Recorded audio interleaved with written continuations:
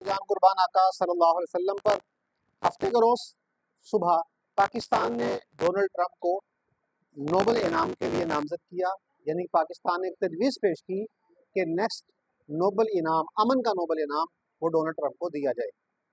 یہ پاکستان کی ایک سفارتی کوشش تھی، پاکستان کی ایک سفارتی چال تھی، کیونکہ امریکہ اس جنگ میں انوالو ہونے جا رہا تھا۔ تو پاکستان نے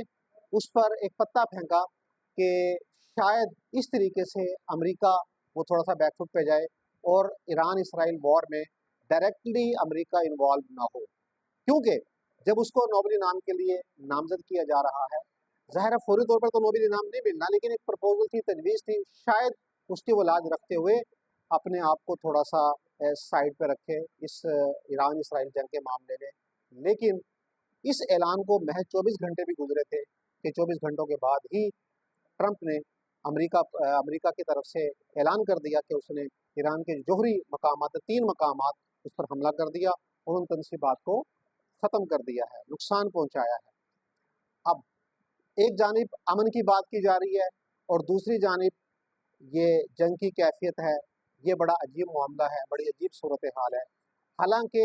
امن کا انعام تو اس کو دیا جاتا ہے کہ جس نے امن کے لیے کوشش کی ہو، جس نے دنیا میں امن کو قائم کرنے کے لیے جدوجہد کی ہو۔ امریکہ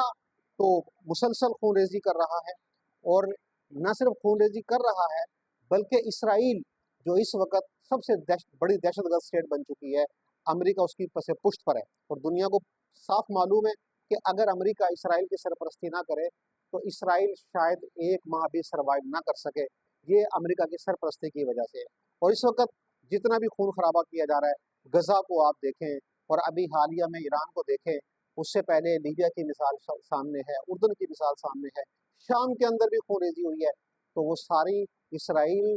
کے دامن میں وہ چھینٹے ہیں، اسرائیل یہ ساری کارروائی کر رہا ہے، اور اسرائیل کی پشت پر امریکہ ہے، تو انڈائریکٹلی امریکہ اس کے اندر انوالو ہے۔ تو جو دنیا میں اتنی دہشت گردی کر رہا ہے، تو پھر وہ امن کا داعی کیسے ہو سکتا ہے، اور امن کا سب سے بڑا ایوارڈ اس کو کیسے مل سکتا ہے؟ یقیناً